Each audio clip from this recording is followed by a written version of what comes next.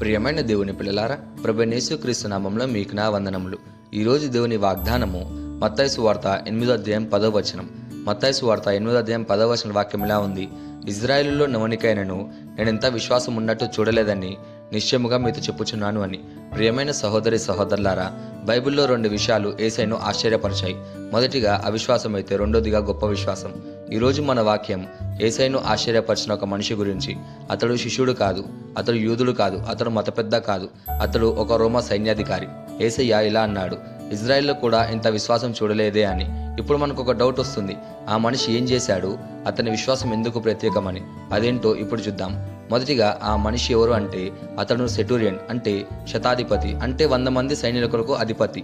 అతడు రోమా అధికారం ఉన్నవాడు, యూదుల కంట్లో విదేశీయుడు, శక్తి అలాగే అధికారం ఉన్నవాడు. కానీ అతని ఇంట్లో ఒక సమస్య ఉంది. అతని సేవకుడు తీవ్రమైన రోగి అయి మంచానికి పరిమితి అయి బాధతో కృషించిపోతున్నాడు. ఒక్కటి గమనించండి, అతడు తన ఇంట్లో ఉన్న వాళ్ళ గురించో, లేదా తన ఫ్రెండ్స్ గురించో, లేదా రిలేటివ్స్ గురించో కాదు, అతడు తన సేవకుడు గురించి చింతించుచున్నాడు. అతడు అధికారం ఉన్నవాడు, కానీ హృదయంలో దయగలవాడు. అతడు యేసయ్య దగ్గరకు వచ్చి ఇలా అన్నాడు: ప్రభువా, నా సేవకుడు ఇంట్లో పడుకొని బాధపడుచున్నాడు అని. అతడు తన సమస్యను దాచుకోలేదు, సూటిగా యేసయ్య దగ్గరకు తీసుకొచ్చాడు. యేసయ్య వెంటనే స్పందించాడు: నేను వచ్చి స్వస్థపరచెదనని. ఇక్కడ వరకు అంత సాధారణ విశ్వాసమే, కానీ తర్వాత మాట అసాధారణ విశ్వాసం.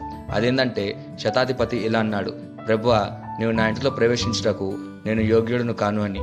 ఒక్క మాట మాత్రం చెప్పుము, నా సేవకుడు స్వస్థపరుస్తాడు అని. ఇది విశ్వాసపు శిఖరం. అతడు యేసయ్య ఇంటికి రావాలని అడగలేదు, మాట మాత్రం సరిపోతుందని నమ్మాడు. ఎందుకంటే అతడు ఇలా వివరించాడు: నేను అధికారంలో ఉన్నవాడను, నేను ఒక సైనికునితో నువ్వు వెళ్ళు అంటే వెళ్తాడు, రమ్మంటే వస్తాడు, కానీ మీరు ఈ లోకానికి ప్రభు అని అతడు అర్థం చేసుకున్నాడు. యేసయ్యకు అధికారం ఉంది, రోగం యేసయ్య మాట వింటుంది, దూరం యేసయ్యకు అడ్డంకి కాదు అని. అతడు యేసయ్య శక్తిని కాదు, యేసయ్య అధికారాన్ని నమ్మాడు. యేసయ్య ఏమైనా చేయగలడని నమ్మాడు. యేసయ్య ఆశ్చర్యపోయాడు. తన చుట్టూ ఉన్న వారిని చూసి ఇలా అన్నాడు: ఇజ్రాయెల్లో కూడా ఇంత విశ్వాసం చూడలేదే అని.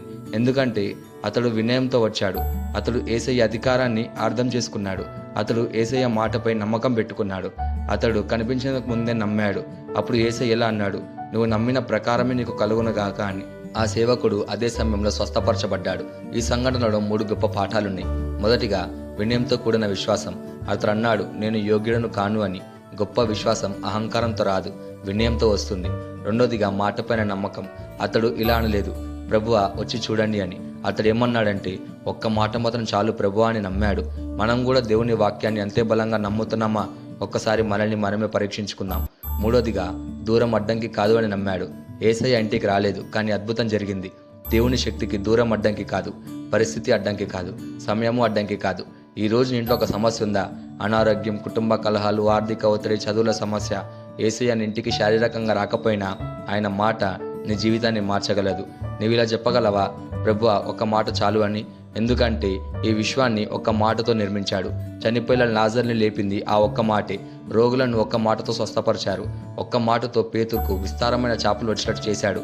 కాబట్టి యేసయ్య ఒక్క మాట చాలు అని నమ్మే విశ్వాసం మనకి కావాలి. మనం ఎలా ఉండాలంటే, వినయంతో దేవుని దగ్గరకు రావాలి, వాక్యాన్ని పూర్తిగా నమ్మాలి, దేవుని అధికారాన్ని గుర్తించాలి, కనబడక ముందే విశ్వసించాలి, ఫలితం ఆలస్యమైన నమ్మకాన్ని వదలకూడదు. నీ విశ్వాసం యేసయ్యను ఆశ్చర్యపరచాలి. శతాధిపతికి అద్భుతం వచ్చింది, ఎందుకంటే అతడు ఎలా అన్నాడు: ఒక్క మాట మాత్రం చాలు అని.